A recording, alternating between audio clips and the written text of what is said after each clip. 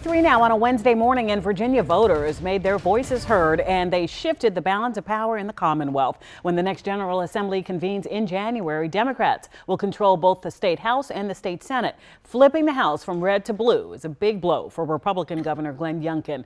Our Matt Gregory is live in Richmond this morning, where leading Democrats are celebrating. Matt.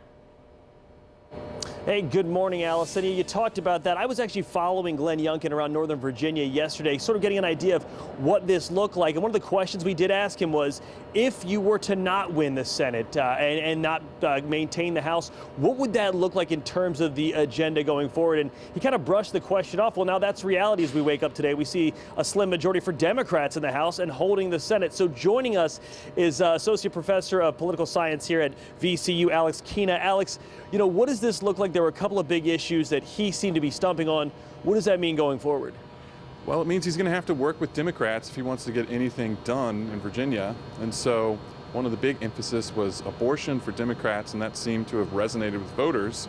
It also means that Republicans won't be able to implement a 15-week abortion ban.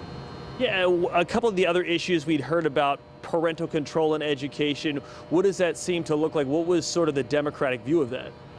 Well, it never really translated to any real concrete policy positions, but it certainly seems some common area between Republicans and Democrats, and potentially something that Democrats can work with Glenn Youngkin to enact some policy change.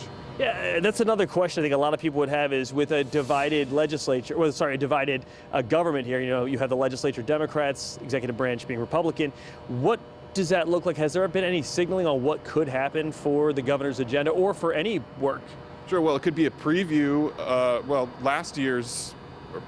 Earlier, this year's divisions between the Democrats and the governor might be a preview of what happens next year, or they might end up just working together and trying to find common ground on issues that both the governor and the Democrats find important. And a lot of people would say that this sort of looks like a referendum, perhaps, on Governor Youngkin's agenda. Is that safe to say, or how would you characterize it? I'm not so sure about that.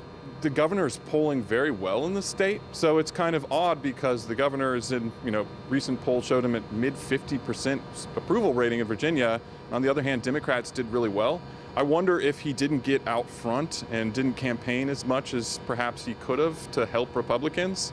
So it's hard to say that's a referendum on the governor. Perhaps it's a referendum on some of his policies, actually.